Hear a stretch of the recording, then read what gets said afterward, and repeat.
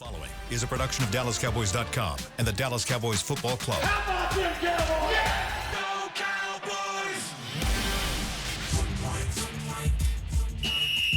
Let's go, baby! Are you ready for a break? Yes. Are you ready for a break? Absolutely. Ready for a break?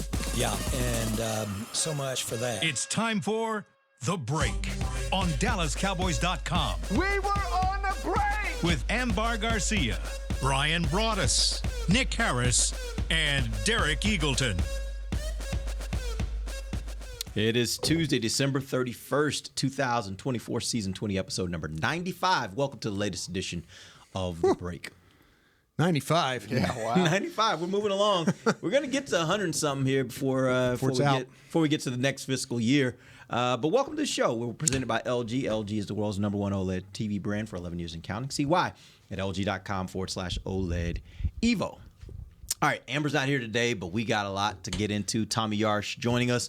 We're going to, in the first segment, we got a couple different things we want to talk about, some different comments that were made yesterday and today. Mike Zimmer had some time with the press yesterday. I thought he had some interesting things to say. Not Mike McCarthy. Jerry Jones had an interview this morning on 105.3 The Fan with our guys Sean, RJ, and Bobby. And he had some interesting things to say. We'll get into some of that. In the second segment, Brian's got some I got some questions for us. You're going to do a Zimmer segment? Yeah.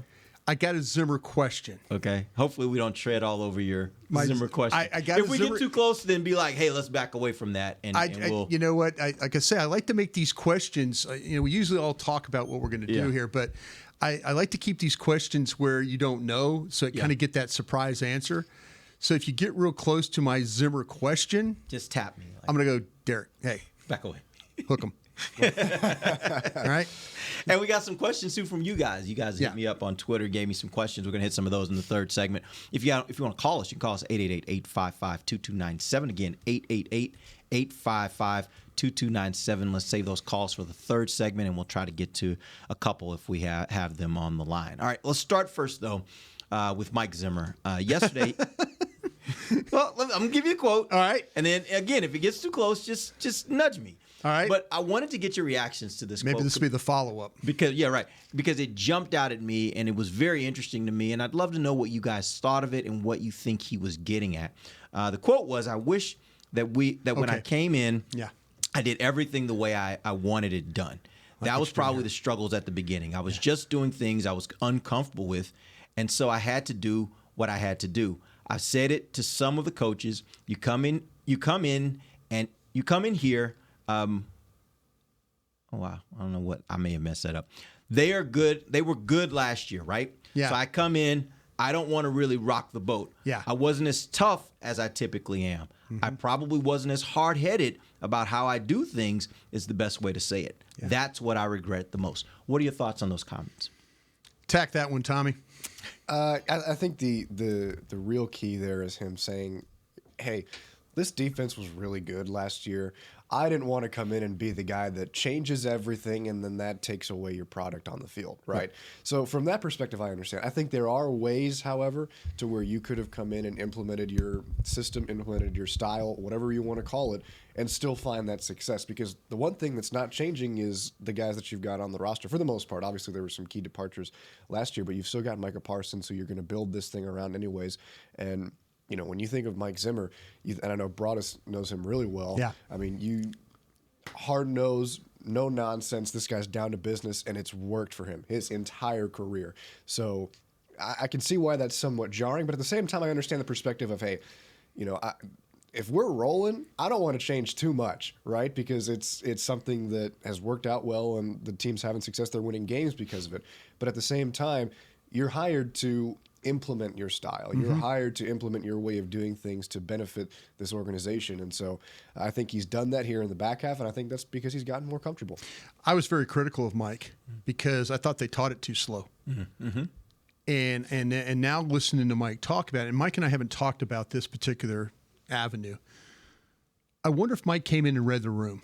I wonder if he came in and started meeting with his guys. Micah Parsons wasn't here for the OTA stuff and things like that. He's like, man, what am I dealing with here? My best players wrestling sumo dudes, in Tokyo and doing stuff like that. And what am I dealing with here? You know, well, I'm okay. I've got some coaches here I don't know from a previous staff. You know, how loyal are they to me? Are they loyal to? I think Mike might have read the room. I think Mike might have came in and not wanted to be what Tommy was talking about. That because Mike is a hard ass. Mike is a get in your face guy. It's what we thought we were getting when they first made the hire. Right. Yeah. Derek, we were sitting there watching practice. Yeah. He's got his arm around Mozzie Smith, like, hey, come on, man. You could do this. Mm-hmm. You could. Old Mike Zimmer's like, hey, if you don't do this, you're going to be standing with me. I ain't effing around today. Right. We've all seen the NFL films where Mike is like got this crazed look. Yeah. And he's going after the Cincinnati Bengal dudes, and they're all looking straight ahead like, he's serious. Yeah. I've seen this from Mike. Yeah. I didn't see that. I didn't see that coaching this year. Yeah. I saw a guy that was, you know, Mike was trying to, his training camp was going, he was implementing some things. Maybe Mike read the room that the buy-in was going to be tough. Mm-hmm. He's like, man, can I come in and be this hard-ass guy? And knowing that these guys are trying to get over of losing, this is going to sound terrible, losing their dad, Dan Quinn. Yeah. And they loved him, by the way. They loved Dan Quinn. They loved him, yeah. They loved Dan Quinn. Yeah. They just lost their dad. Yeah. And so here comes new dad, stepdad, and all of a sudden now, you can't come in and start making rules. No, stepdad ain't going to tell me what to do. Right? Yeah. You know, we were a damn good defense when real dad was here, not stepdad.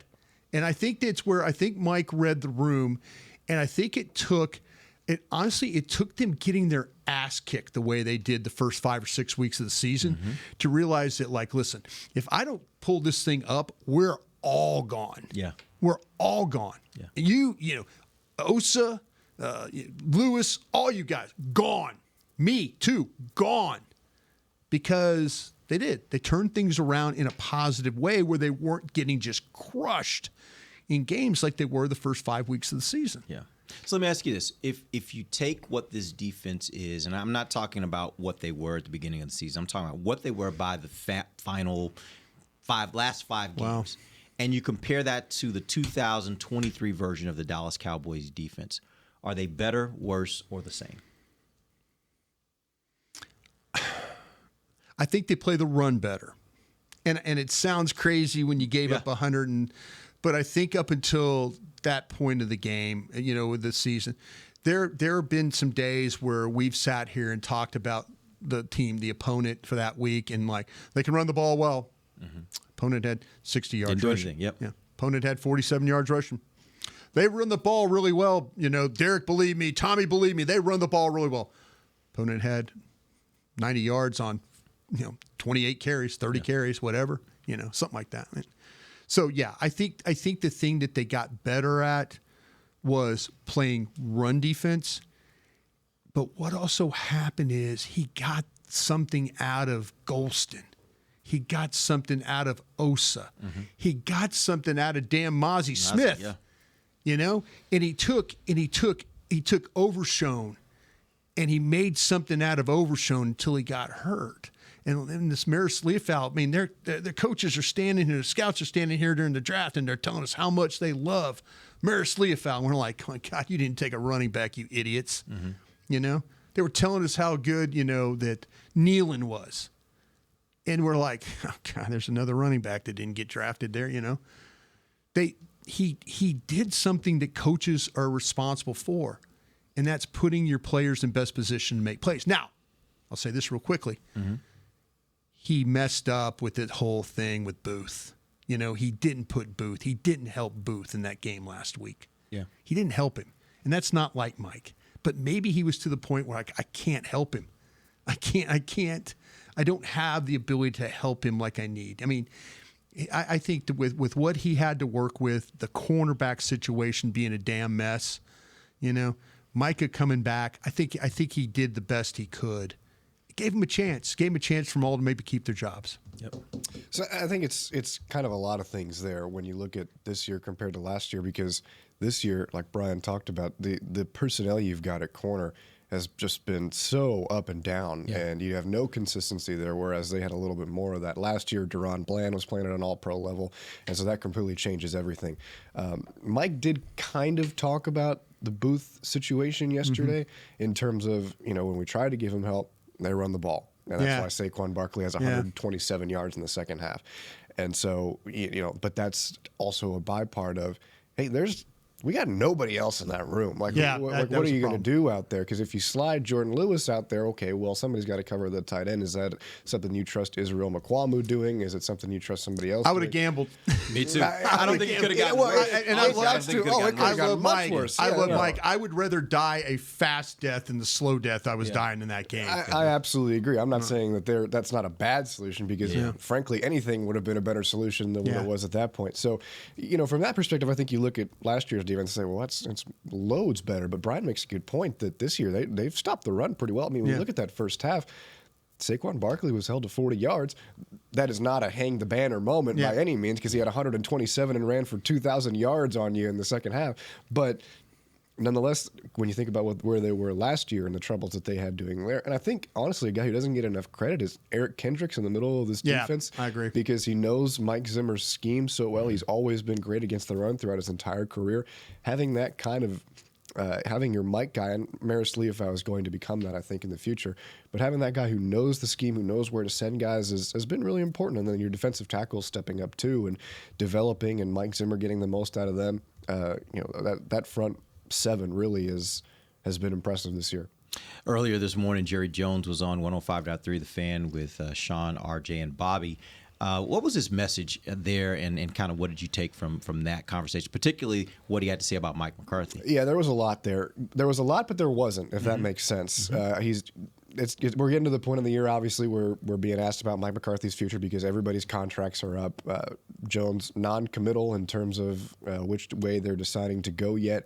But he was asked about how there's several reports over the last couple of days about, hey, if Mike McCarthy decides not to return to Dallas, or if Dallas doesn't retain Mike McCarthy, there's going to be a lot of NFL teams that are interested in him and wanting to bring him in and see what he can provide. So when he asked about that, he said, quote, well, I feel good about Mike McCarthy. The main thing is I like the job that he's done.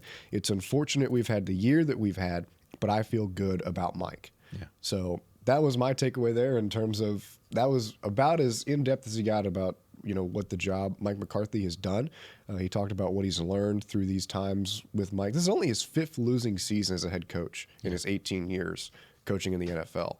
So that's incredibly impressive. And, you learn about a guy when you go through times like this and what they're really about. So Jerry talked a little bit about that. When asked if he was in any sort of hurry to make a decision about the coaching staff and their future, he said, quote, I'm not under any unusual time frame at all. So that tells you probably not in a rush to get this done. They're going to sit back and really look at everything and evaluate where they go from here. God bless them. And then, no, seriously, God bless them if they do that. And then in terms of where they go going forward is a lot about how, hey, when this team is healthy, we feel like we can put out a good product regardless. And the quote for me was, when I look at where we are at our talent level, I feel real good that we've got the nucleus of a team that can compete. He cited things like Dak Prescott coming back healthy, the young offensive line having another year under their belts as reasons to why those things would happen, and getting some defensive guys back healthy as well.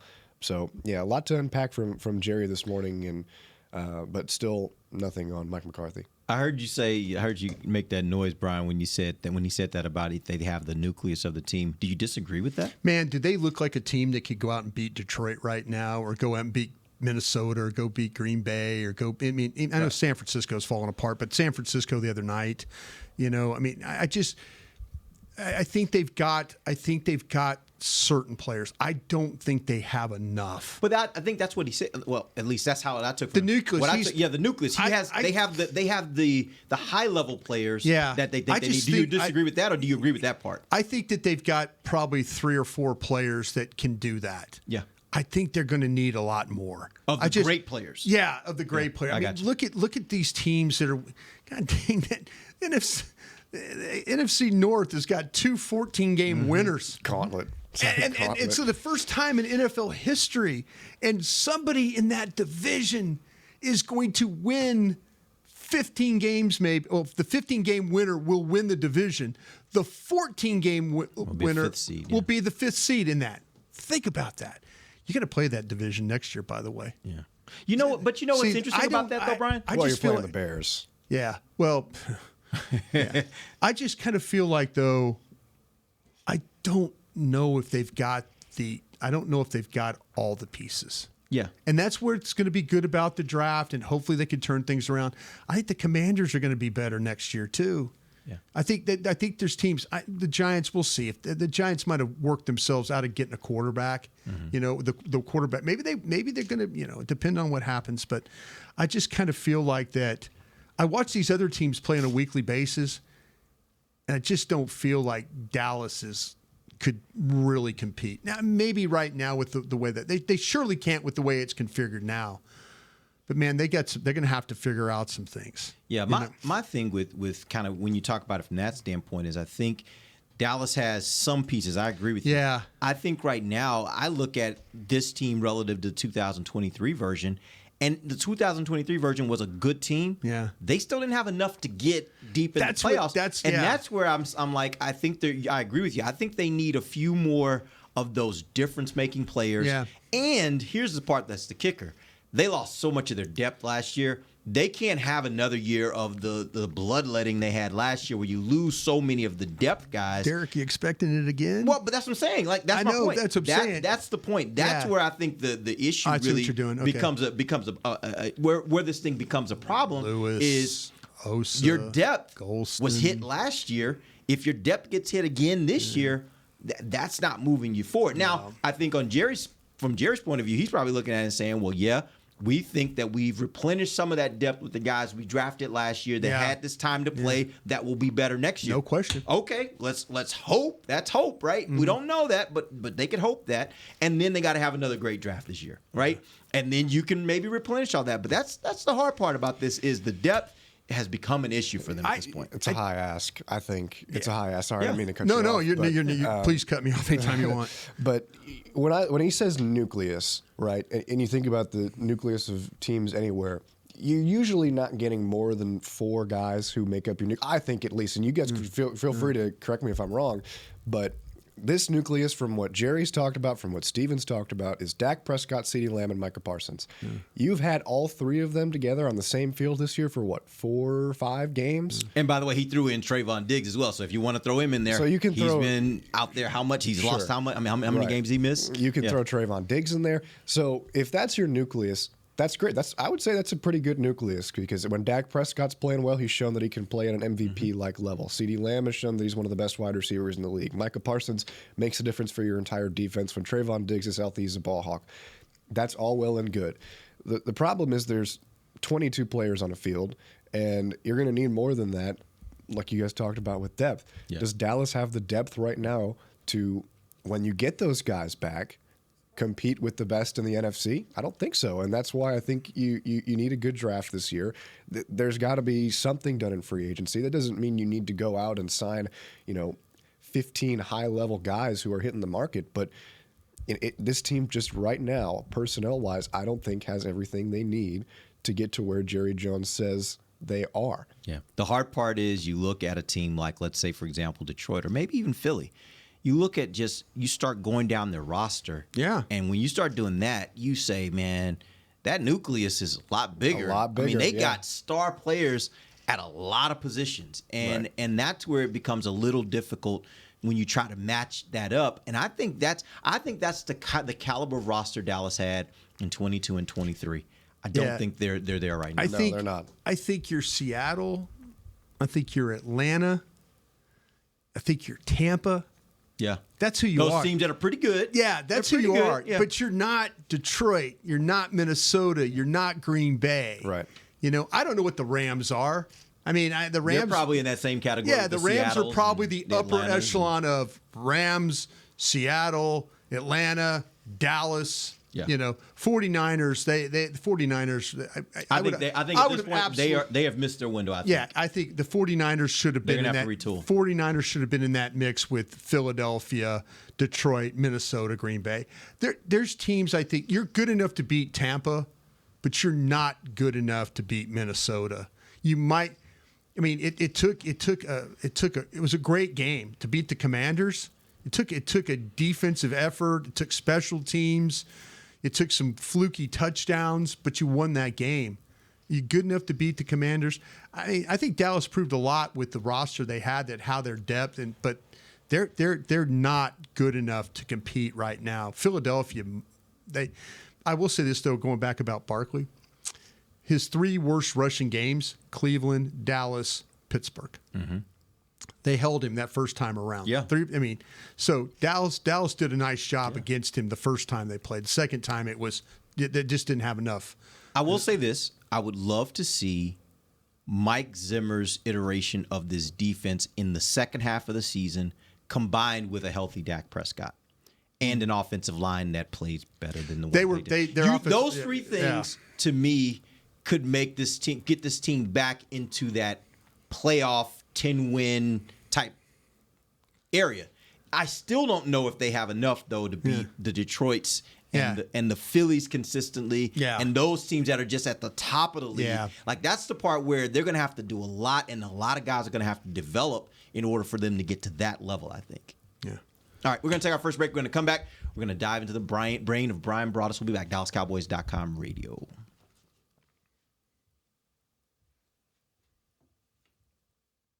Todd thought it would be secure to jog in the cheetah savanna. Todd believed the big cat repellent he bought online was reliable. And now, Todd is trying to be faster than this cheetah that can run 80 miles per hour. But the good news is, Todd has AT&T 5G that is fast, reliable, and secure. And he learned the best thing to do is stop running and toss her the backpack with the beef stew. AT&T 5G. Fast, reliable, secure.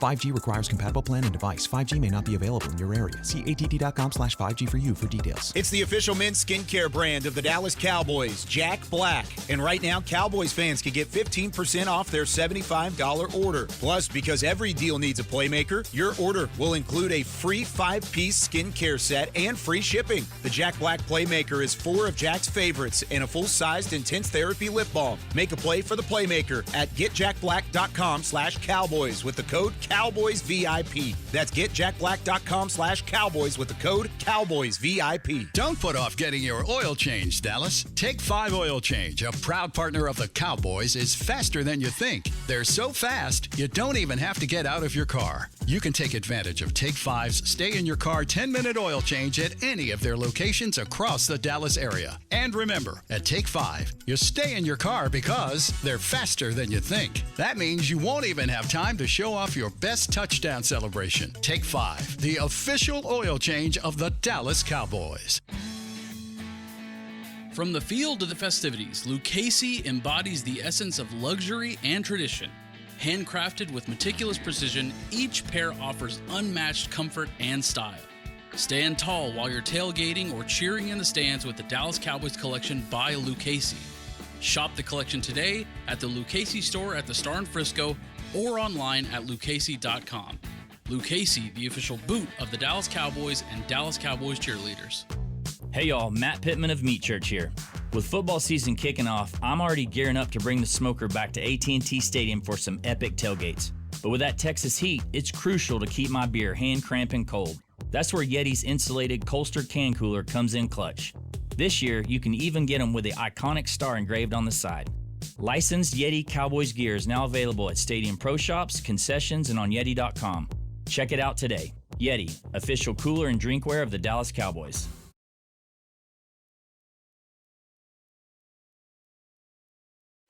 Back to the break.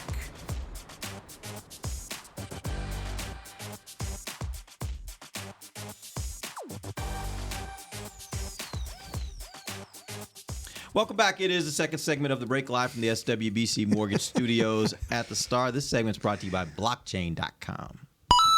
All right, Brian, what do you have? I like the way you play on the fly. Kind of hockey-like there. Hey, you got to do what you got to do.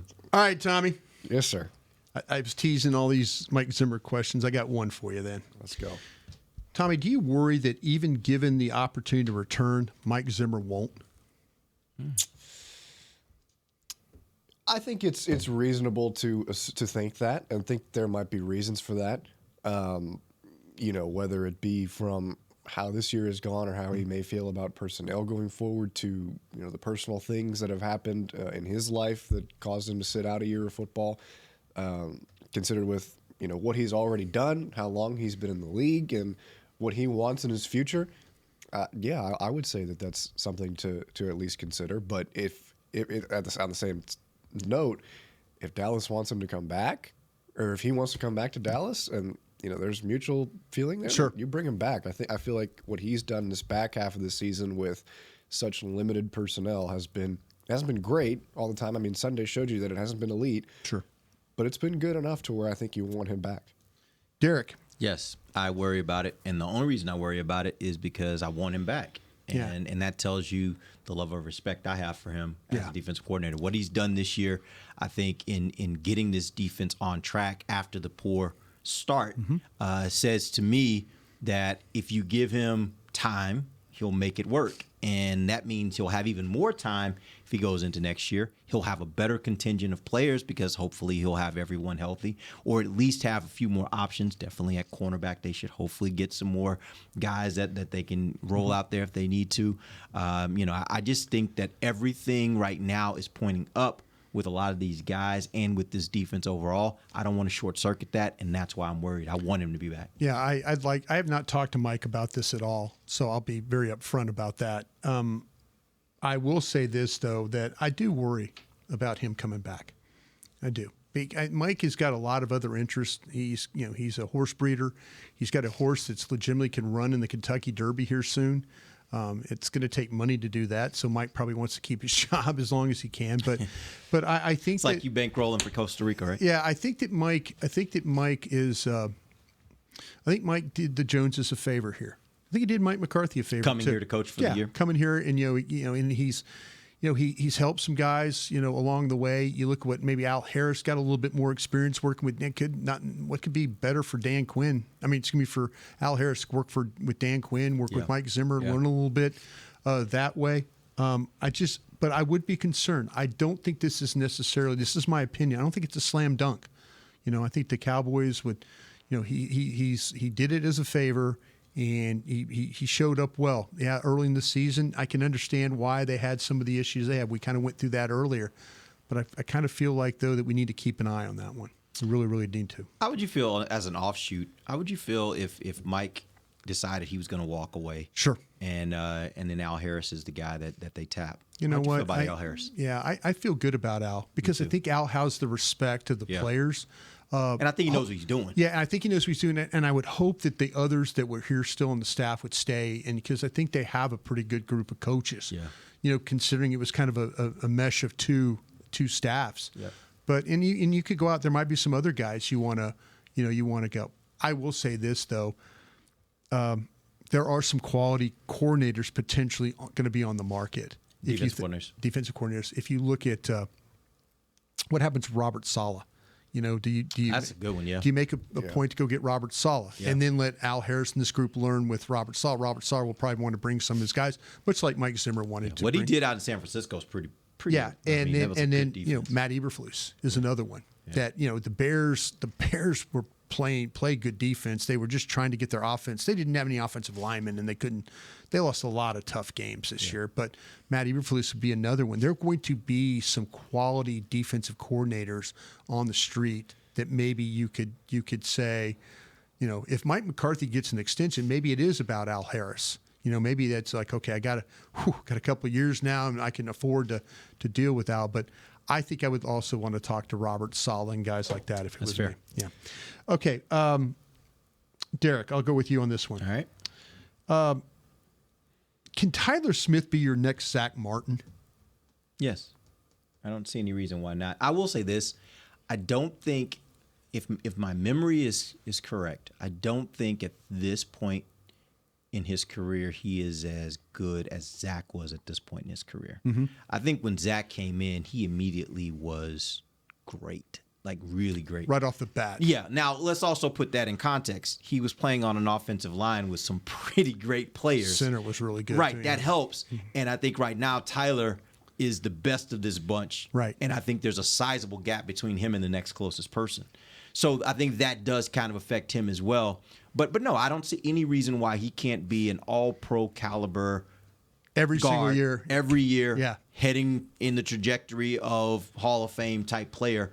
But, he's got to do it, obviously. But I think he has everything there in front of him. Yeah. So, Tommy, what about that? Do you think that Tyler Smith could be your Zach Martin one day? Absolutely. And Derek took all the words that I was going to use out of my mouth. I mean, he's been your best offensive lineman this year. I think that his versatility is really valuable. If he's a guy that if you absolutely need him to play at tackle, he can play at tackle for you, and he can do it at a high level. And when, like you mentioned, he's been the best offensive lineman for Dallas this year, and I think he's made Cooper Beebe better. Yeah, because that's a guy who's, for a majority of his time in college, played Tyler guard. Smith's spot at guard. Right. So he's got to learn how to work the line, and he's done that pretty well this year. I think your left tackle still needs some time to develop. Sure. But again, having a left guard next to you like Tyler Smith is going to help with that as well. Yeah, I agree with you. I think he's got the capability. I mean, and I think he's got potentially the longevity, and I think he's got the temperament. I think he's got the toughness. I think he's got the power. I like his leadership ability too on that offensive line. Man, when you talk to him after a game, it's well spoken. Yeah. He's just good at giving the right information to the media at the right time and portraying something for that offensive line of them continuing to fight. Like I think he's really good. He does not sugarcoat anything, but he also is very, very thoughtful about the way he speaks. I appreciate that. Tommy, coming back to you on this one, what's your feeling on Jake Ferguson going into 2025? I think that, you certainly wanted to see more. There are some things that raise your eyebrow a little bit, but you also have seen what Jake Ferguson is at his best and what he can do for you when he's playing his best ball.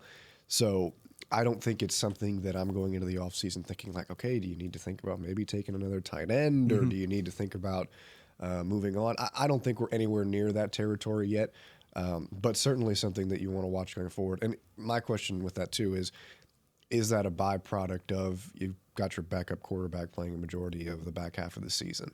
So the good news, though, on the other side of that is we've seen a lot of good things from Luke Schoonmaker this year. He's definitely taken a step forward. And there were points in this year where we were like, man, where does he fit in? Yeah. Brevin Spam-Ford has showed you some good things when he's on the field as well. So that is a good room. Linda Wells is a fantastic coach. So I'm not too worried about that room. And I think Dak Prescott coming back into the fold is going to make Jake Ferguson and really the entire offense better. Boss man, what are you thinking about Jake Ferguson going into 2025? I still love Jake Ferguson. I don't think this year was his best, and that's okay. But one thing I will say is I think they got to figure out how to get him upfield more. Yeah. Particularly up the seams. And I think that's something that I think he missing can do. Dak. I think was right about that. We do know that Dak loves the seam routes. He will use those, and he'll take that shot and put it right where it needs to go because it's a scary throw to make. Very scary. But Dak's not afraid of that throw. No, not at all. But I do think that they need to get him a little bit more involved downfield, particularly up the seams. I think that's where Jake Ferguson goes from being just an average run-of-the-mill tight end to being a tight end that really is a weapon. Yeah. And I don't think we've seen a lot of that. Yeah, I got to tap the brakes on the Kelseys and the and the Kittles and that. I think, but that's a part of it. Like I don't know if he's got as many of those opportunities. Well, I tell you what, I was like, man, Jake Ferguson, he's gonna be on the rise. Da da da. You're talking about the top 5 tight ends in the league, and he had injury with the concussions. He's one of the toughest guys and one of the best run after catch guys. But I think I'm not going to go into 2025 with this massive amounts of expectations on him or put too much on him. Can I throw this at you? Yeah. If they do what you want them to do and they go and get a bona fide second receiver that really is a 1A, 1B type receiver, do you think that makes Jake even better? I'd hope so. Because I think part of this could also be there really aren't a lot of wide receivers that you have to pay attention to other than CD on this team, which allows teams to do some different things with Jake to try to take him out of the game. It's what you showed on that film yesterday. You got 3 guys around Jake Ferguson. Yeah. If you've got more wide receiver threats out there, that doesn't happen. Doesn't happen. No, not at all. And they're going to double. And they doubled him on the pick 6. Yep. They're going. They said no. You don't have a receiver that could beat.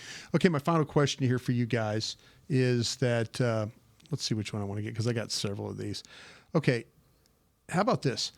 Derek, the evaluation of Jonathan Mingo is unfair because he's not playing with Dak Prescott.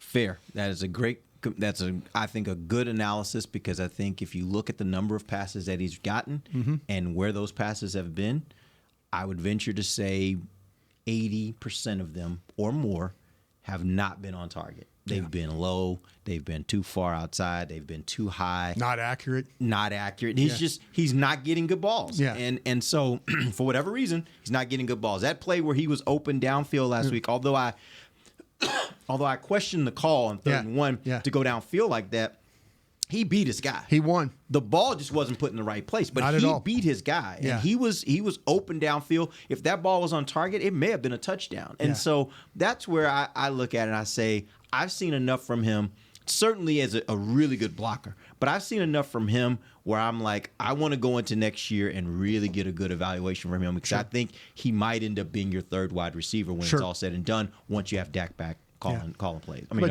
throwing the ball. Throwing the ball. How about you, Tommy? Oh, man, I've talked about this about a million times since Jonathan Mingo got here and is in the press box in Philadelphia again this week. I'm like, man, when can this guy get a good ball thrown to him? Ole Miss was the last time we talked about. He finally did when he got that 12-yard reception. Yep. He sure did. Along the sideline. And I think I tweeted out, I was like, that's the first pass that Jonathan Mingo's got in his Cowboys career. And then the next one he got was that one where it sails out of bounds. And I'm just like, okay, this poor guy. Let's get him some help here. But no. It's not the first time also that he's won on one of those routes before. Sure. I think it was the first Philly game here in Dallas where he beats his man down the sideline and Cooper Rush throws him a ball and it hits off of the defender's helmet and he's got him beat by a yard or two. It's like, okay. So no, I don't think it's fair at all. And I really think that Jonathan Mingo can give you something as a receiver, even if that is a primary role of being a lead run blocker. I think that's incredibly valuable. I mean, watching Monday Night Football last night, for example, you look at what Ben Johnson does with his wide receivers on the outside, blocking and making room for their running backs. Man, you can do the same thing with the Cowboys with how good Rico Dowdle has shown you can be after the catch and how good Kevontae Turpin is after the catch. They're trying to get him the ball on the outside a little bit more. So having a big body like that who can block off a corner and create running lanes, especially when it's the fastest guy in the NFL, if it's Turpin, it's valuable. Yeah, that's just, to me, when you mentioned, the Lions, to me, it's a case study in a coach creating a tough-minded team. Right. Like everything they do is tough-minded. And we all laughed and joked when he was talking about biting kneecaps and all that. Like it was a joke. But the reality is Not to him. And the reality is he literally went in there and he was true about it. It wasn't like it was some fake, whatever. He was true about it. And his team is, like, you watch them play, they are physical. They are tough. They fight. Like, you can see the style of football they play being a direct reflection of what he said he was going to build there. And I think that to me, that's a case study for any coach in football. Like, you can build a tough program. You can build a tough team. You just got to build it. And you got to build it with the right mindset. And whatever he did to get to that point, they really need to be studying that because there's a lot of teams in the NFL that could use that level of toughness. I agree. All right, we're going to take our final break. We will you. come back, and we got a couple questions here we'll hit right before we end the show for the final time here in the 2024 calendar year. We'll be back. DallasCowboys.com radio. If you can't be at the stadium, there's no better way to watch your Cowboys than on an LG OLED Evo TV. That's because everything you see is more lifelike. Every play, every hit. I mean, you might as well be on the sidelines. That's how clear it is. It's all thanks to LG's legendary technology. Perfect black, over 8.3 million self-lit pixels. No one comes close. LG OLED Evo is the best TV in the game for a reason. See for yourself at lg.com/OLED Evo. They say champions are remembered, but legends are never forgotten. United Ag and Turf offers a winning lineup of John Deere equipment built to tackle any challenge on and off the field.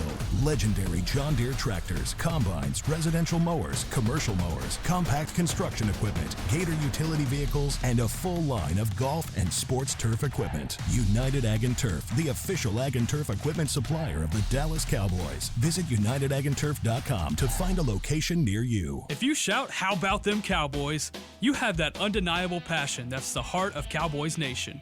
And if you like to drink Dr. Pepper, you love the unique blend of its 23 flavors. Together, your one-of-a-kind fandom paired with the one-of-a-kind taste of a delicious ice-cold Dr. Pepper is the game day lineup that can't be beat. Better yet, gather your Cowboys and Dr. Pepper fan friends to watch the next game and crack open a delicious ice-cold Dr. Pepper for everyone. The wins will be even tastier. It's a Pepper thing. And we're going to overtime. Erica, how much have I spent on concessions? For questions about their money, Dallas Cowboys fans can turn to Erica, the virtual financial assistant in the Bank of America mobile banking app. Learn more at bankofamerica.com/Erica by your side. Bank of America, official bank of the Dallas Cowboys. Erica responses may vary. Digital tools featured require downloading the mobile banking app and may only be available on select mobile devices. Erica is a mobile feature only available in the English language. Your chat may be recorded and monitored for quality assurance. Message and data rates and additional terms may apply. Bank of America, N.A., member FDIC. Todd thought it would be secure to jog in the cheetah savanna. Todd believed the big cat repellent he bought online was reliable. And now, Todd is trying to be faster than this cheetah that can run 80 miles per hour. But the good news is, Todd has AT&T 5G that is fast, reliable, and secure. And he learned the best thing to do is stop running and toss her the backpack with the beef stew. AT&T 5G. Fast, reliable, secure. 5G requires compatible plan and device. 5G may not be available in your area. See att.com/5G for you for details. Back to the break. Welcome back. We are in the final segment of the break. We are live from the SWBC Mortgage Studios at the Star. Let's take a couple questions here before we end the show. Here's the big question, and I've gotten this question for the last month. And so I think now it's time for Brian to answer it for the folks out there. Cranky Bastard asked, when does the draft show start? It's next week, isn't it? Sometime? Next week. Next week. Yeah. Derek is nice enough to once again, what year is this first? Like 12, 13, something like that? It's got to be more than that, huh? I don't know, man, but it's been fun. And I'm looking forward to it. It's been a while. It's been a while, but we start back up next week, I think next Tuesday. We actually are going to be starting our full off-season schedule starting on next Monday. Every show that we do, all the podcasts we do will go once a week as we normally do during the off-season, except for Draft Show. Draft Show will be twice a week on Tuesday and Thursday. There you go. 11 a.m. Central, right? Yep, looking forward to it. Yep. Next Tuesday. Yeah, we're going to hit the ground running. The one thing, everybody on the show, when things started kind of going south, usually you wait around till, like, I always waited till December 1st. I actually started on November 9th. Yeah. I just I just said, you know what, I'm going to start looking at players. So we will hit the ground running. And before you know it, DallasCowboys.com be covering the Senior Bowl, the Combine, various. We've got the East-West game out here in our backyard. We've got the Shrine game in our backyard. So draft season will be fully on us, and no place better than this platform to find all the information you need. All right, great. All right, let's get to the next question. Next question was Joshua Harkins asked, what or who are you guys really hoping to see in next week's game, talking about this week's game at this point, as we start looking ahead to the offseason? Everybody getting up after every play. Yeah. That's the most important thing. That's a good one. That's the most important thing to me right now. I know there's people talk about wins and losses. You always want to try and win. If they win, great. If they lose, hey, whatever. We'll get to the draft show next Tuesday, that kind of thing. We'll do autopsy on Monday, draft show on Tuesday. But just want everybody to get up. You don't need a major injury the last game out. You just don't, because these guys, it's the timetable, the availability for next year, especially, like a key player. But, these guys are going to play hard. Are they good enough to beat the Commanders? They were a few weeks ago, but this is a little bit different. The Commanders are kind of on a roll right now. Commanders might be a team of destiny, the way that they've been winning games. Mm-hmm. That might be this playoff team that you don't want to have to face. So they're going to be very cautious with their players. You need to finish out strong if you can, but just please let everybody get up after every play. Yeah. That's the most important thing to me. Yeah. Yeah, that would be number one for me too. Just for the sake of having a different answer, I think you see what Trey Lance can give you this game. I think that Cooper Rush has proven to you that he can be a backup quarterback that wins games if he's called upon. He's done that in 2022. He's done it this year. He hasn't beat the Eagles. That's his kryptonite. But he can still come in and he can win games for you if you need him. You traded a 4th-round pick for Trey Lance. And correct me if I'm wrong, guys, but I still don't know what the Cowboys have in Trey Lance yet. So in this game, especially if you've got the Commanders who are along the thought line of, hey, let's just go ahead and get ready for round one of the playoffs. Let's just, maybe give Jaden Daniels a quarter or a half just to keep him warm and set everybody else. I think Cooper Rush has shown you enough to show that he can be a backup quarterback. But what do you have in Trey Lance? Is this something that you can continue to develop and continue to work on for the future? Yeah. Go ahead. Go ahead. No, really. Go ahead. No, I was going to say, I think that's a fair thing to say. We don't know what they have in Trey Lance. They know what they have in Trey Lance. I think they do. Right. And here's the other part that I heard somebody say this. I want to say it was on 105.3 The Fan. It might have even been on your show, Brian G-Bag. I heard someone say, is it a possibility that maybe they know that Trey Lance is maybe better than what everybody else thinks he is, and maybe they want him back. And putting him out there, it's kind of like what you do in the preseason. I said that. Did you say, okay, yeah. Maybe that's it. Like you put him out there, and now you've got bidders this offseason when he's a free agent, whereas you don't put him out there, maybe you have an opportunity to sign him back at a moderate price as a backup quarterback. I said that. I said, you I thought said, it was an interesting point. You said moderate price, and you're right. I used the word cheaper price. Maybe that was a nicer way to say it. If all of a sudden Trey Lance plays and has success, people might look at him a different light. Like, listen, like he Dallas, was a first-round pick. He was a first-round pick, and maybe people say, well, golly, the only tape they have of Trey Lance is from preseason. Yep. That's the only tape they've got on him. Dallas has practiced him every day for 2 years now. Dallas might think, I just think that they're kind of positioned themselves like we need a backup quarterback. We think enough of Trey Lance. We're probably going to move on from Cooper Rush, but we need our backup quarterback not to cost us $5 million like he's costing us right now. Right. We need him to cost $1 million. Yep. And maybe they can feel. Now, I've said that before, and people have come at me on Twitter X and said, hey, well, why if they're not going to play him for that reason, he shouldn't come back. Might not have a choice. Yeah. People might be, like you said, might not want to. Cowboys I think the Cowboys are not playing him for the chance to get him back cheaper as a backup next year. I really do believe that. It's something to think about. Yep. All right, we appreciate you guys joining us. We've had a great year with you guys. Even though the product on the field may not have been what we all wanted, it's still been a great year. We've had a good time, and so we appreciate you guys joining us. It's always great when we get a chance to sit down and talk for you guys, and then you guys interact with us on social. We're able to hear from you and hear what you think of the show and get feedback on things that we can improve on. And trust me, we take those things to heart, and we really do try to improve on them every single day. So thank you. We'll be heading into the offseason this next week, and we'll continue doing what we're doing this offseason. A lot of things that will change for the Cowboys this year, this offseason. So we'll be covering all of that, give you our thoughts on all of that. But until Thursday, we won't be on tomorrow. We'll be on Thursday. Until Thursday, for Tommy Yarsh, Brian Broaddus, I'm Derek Eagleton. This has been The Break, live on DallasCowboys.com. Welcome. Happy New Year. Welcome. This has been a production of DallasCowboys.com and the Dallas Cowboys Football Club. How about this, Cowboys?